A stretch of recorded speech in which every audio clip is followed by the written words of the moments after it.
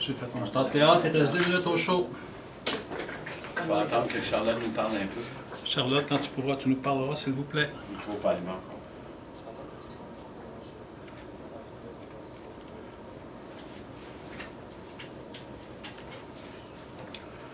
On commence avec Louis-Charles.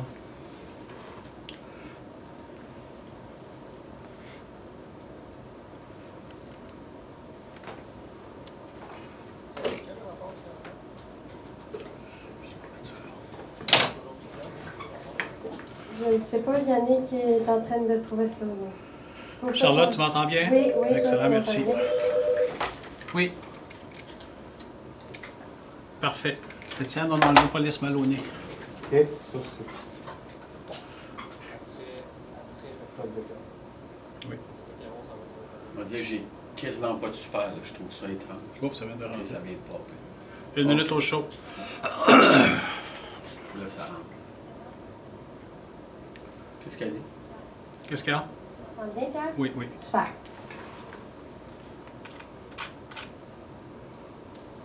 Ah, ça vient de rentrer.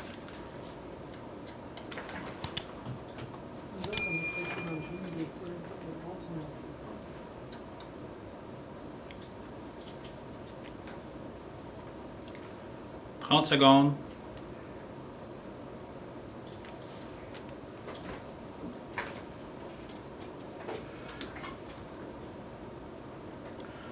20 secondes à l'ouverture. 15. Ouverture dans 9, 8, 7, 6, 5, 4, 3, 2, 1. Oh là, tac. 3, 2, 1. Des dizaines de milliers de fonctionnaires fédéraux se dotent d'un mandat de grève. Quels seront les impacts? Et un nouveau service de consommation supervisée mobile voit le jour dans la région. Mercredi 12 avril et le midi 13, voici le BT Club B. Je reviens en studio, j'ai mis la slide, je reviens en studio pour le direct avec Richard. Retour sur le point dans 4, 3, 2,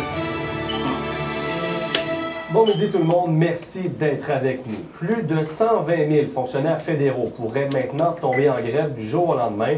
C'est que l'Alliance de la fonction publique du Canada vient de se doter d'un mandat de grève qu'elle qualifie d'extrêmement fort auprès de ses membres. Et Louis-Charles, si une grève est déclenchée, il faut s'attendre à des impacts sur les services offerts à de nombreux Canadiens. Oui, parce qu'on parle ici d'employés qui traitent notamment des demandes d'assurance-emploi, de passeport, également d'immigration. Il y en a de ces employés qui travaillent dans des ports, des aéroports, également sur des bases militaires. Et selon la FPC, on parle ici de 120 000 travailleurs, principalement des femmes qui gagnent entre 40 et 65 000 par année, qui sont sans convention collective depuis juin 2021. Le pourcentage de ces travailleurs qui ont voté en faveur d'une grève n'a toutefois pas été précisé, mais le syndicat parle d'une forte majorité. Et ça, c'est en plus des 35 000 travailleurs de l'Agence du revenu qui traitent les rapports d'impôts, qui se sont aussi dotés d'un mandat de grève vendredi dernier. Selon le plus important syndicat de la fonction publique, ces travailleurs peinent à joindre les deux bouts avec l'inflation et méritent de meilleurs salaires.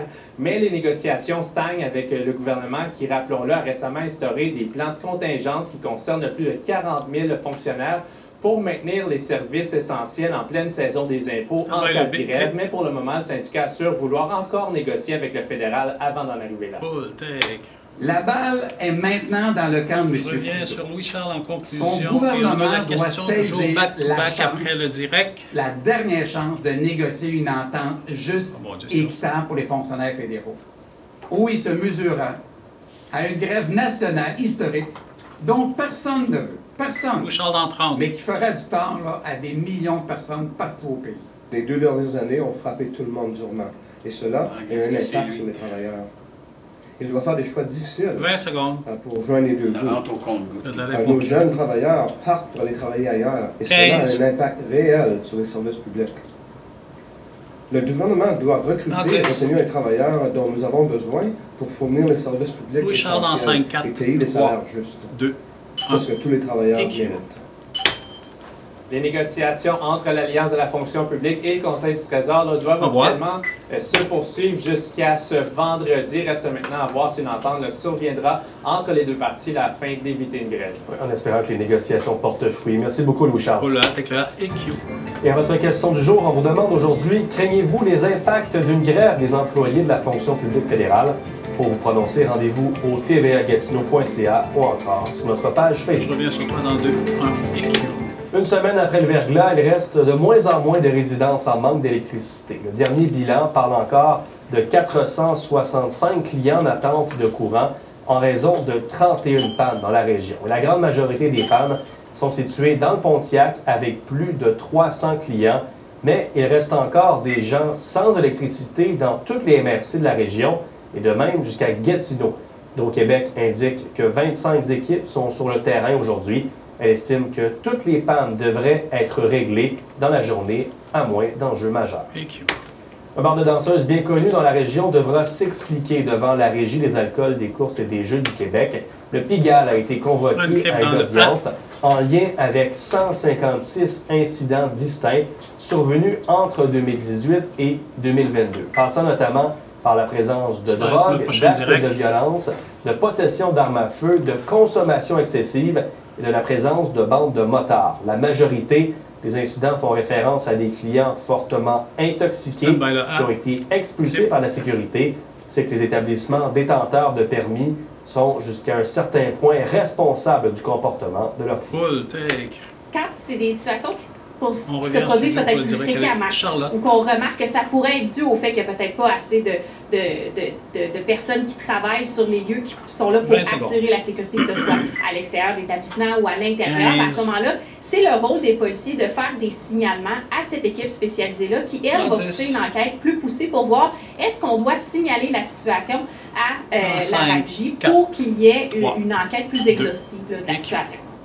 Vous vous rappelez peut-être qu'il y a moins de 2 ans, 2 individus ont péri à la suite d'un saut en parachute effectué ici à Gatineau.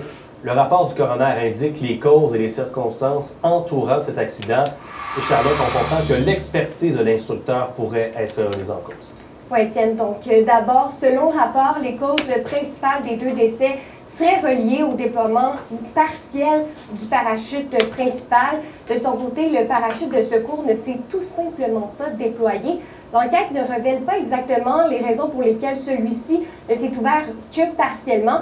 Toutefois, les vidéos capturées ont démontré que l'instructeur ne portait pas son harnais de la bonne façon, ce qui, selon l'enquête, pourrait avoir eu des impacts dans le déploiement du parachute principal.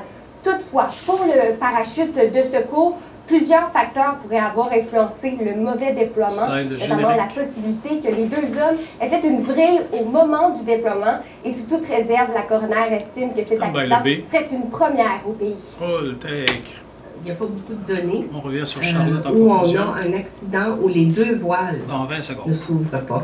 Il arrive un petit peu plus régulièrement que la voile principale peut avoir une défaillance. Par contre, que également la voilure de secours ne fonctionne pas. 5, 4. Écoutez, c'est pas quelque chose qui est arrivé fréquemment.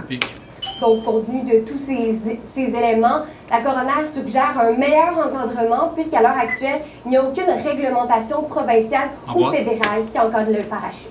Merci beaucoup, Charlotte. Ian Boyle, âgé de 30 ans d'Ottawa, devra faire face à la justice à la suite d'une enquête menée par l'unité d'exploitation sexuelle de la police d'Ottawa. Cette enquête, ouverte depuis janvier, a mené à un mandat d'exécution contre le suspect en février et au dépôt d'accusation. Il est accusé d'accès illégal à de la pornographie juvénile, de possession de pornographie juvénile et de mise à la disposition de pornographie juvénile. La police d'Ottawa tente de trouver des témoins d'une collision survenue le 8 avril dernier et qui a mené au décès d'une personne. Les policiers sont intervenus peu avant 7 heures samedi matin sur le chemin Dunning entre les chemins French Hill et Beaton en raison d'une collision impliquant un seul véhicule. Le conducteur, âgé de 21 ans, a succombé à ses blessures à l'hôpital. Les enquêteurs veulent parler avec des gens qui auraient pu être témoins de cet événement. L'Outaouais peut maintenant compter sur une toute nouvelle ressource pour mieux prévenir les surdoses et protéger davantage les consommateurs. Un nouveau service de consommation supervisée mobile a été inauguré aujourd'hui. D'ailleurs, ma collègue Caroline Scott nous fait découvrir ce nouveau service. Après Montréal, le véhicule a officiellement lancé ses activités le 16 février dernier. Ici, en Outaouais, c'est effectivement la deuxième région au Québec à avoir ce service-là. On vous le présente d'ailleurs à l'instant. Il a été dévoilé officiellement aujourd'hui aux médias. Et ce que c'est essentiellement, c'est une initiative du CIS de l'Outaouais et du Centre d'intervention et de prévention des toxicomanies de l'Outaouais, le CIPTO, un service qui permet notamment l'accompagnement à la consommation de substances psychoactives, à la prévention également des surdoses, des services de premiers soins, la prévention des infections transmissibles sexuellement par le sang.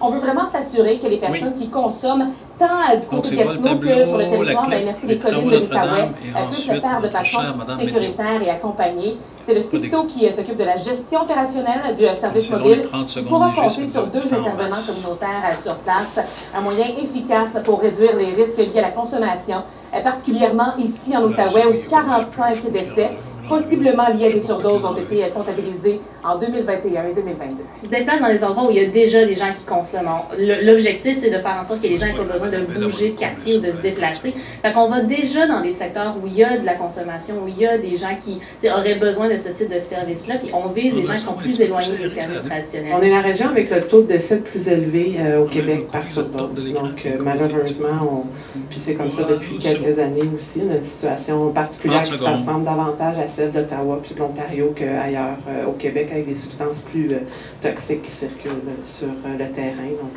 puis les 2 tiers, même 3/4 de nos décès surviennent, c'est des gens qui décèdent seuls chez eux. Un service qui est offert du mardi au dimanche de 17h à minuit et le véhicule qui se déplacera par la suite au besoin après avoir reçu des appels sur le terrain. Caroline Scott, RDI Nouvelles, Gatineau. Les policiers de Gatineau tentent de mettre la main sur une toile qui a été volée dans le secteur d'Elmer. C'est le 20 février dernier que les policiers ont été appelés dans un logement de Chemin-Vanier concernant une plainte d'introduction par effraction. Selon la victime, plusieurs toiles auraient été volées dans les aires communes de l'immeuble, dont une lui appartenant. La toile en question représente le visage d'une femme peint avec des couleurs vives. On parle d'une très grande toile, 5 pieds par 7 pieds. Donc, c'est difficile à transporter. C'est une toile qui a des couleurs très, très vives. Donc, on est persuadé qu'il y a des gens dans les alentours du Chemin-Vanier, dans le district de Deschênes, qui ont vu des choses. C'est pas une toile qui se cache facilement. Donc, on est persuadé qu'on va être capable d'avoir de l'information. Les travaux de réfection de la rue Notre-Dame ont recommencé mardi. Cette saison, les travaux visent essentiellement le secteur commercial, situé entre les boulevards Maloney-Est et Labrosse. Les travaux visent l'agrandissement de la place publique et l'aménagement de pistes de bande cyclable. Les trottoirs seront également élargis afin de permettre l'accès universel et de favoriser le déplacement des piétons. Et pendant la réalisation des travaux, des fermetures de segments de la rue sont à prévoir. Les commerces demeurent toutefois ouverts et accessibles lors des travaux. C'est la météo, soit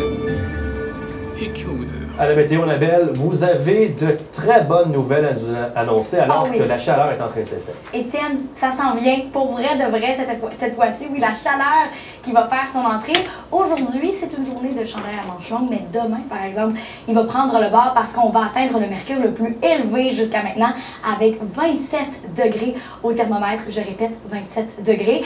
Aujourd'hui, on n'est pas en reste non plus. Là, notre maximum pour la journée est de 18 degrés. Par contre, on a l'impression qu'il est un peu plus froid en raison des nuages qui bloquent le soleil. Mais en après-midi, on devrait avoir dégagement. Et pour demain, comme je vous disais, on aura un gros 27 degrés. Et c'est pas tout. C'est aussi le retour du facteur humidex, ce qui veut dire qu'on pourrait ressentir jusqu'à 31 degrés. Température très, très estivale, tout ça, Étienne, ça donne le goût de se mettre en short, en petite robe aussi. Mais vous savez ce qu'on dit, hein? En avril, on ne se découvre pas d'un fil, alors on laisse les gens à la maison décider si ça ferait peut-être mieux d'apporter un petit jacket là, pour sortir de la maison. Mais quand même, 28 degrés demain, ça se prend très bien. Merci beaucoup, Annabelle. Termine quand tu veux. EQ. Alors voilà, ça fait le tour de l'actualité régionale pour ce midi. Merci d'avoir été avec nous. Toute l'équipe vous attend. Prochain rendez-vous dès 17h58. D'ici là, passez une très belle journée. On se retrouve plus tard. 5, 4, 3, 2, 1. Merci beaucoup tout le monde. Moi, j'ai pas rien à produire. Si vous n'avez rien à produire, moi, j'ai rien à produire. OK, bye.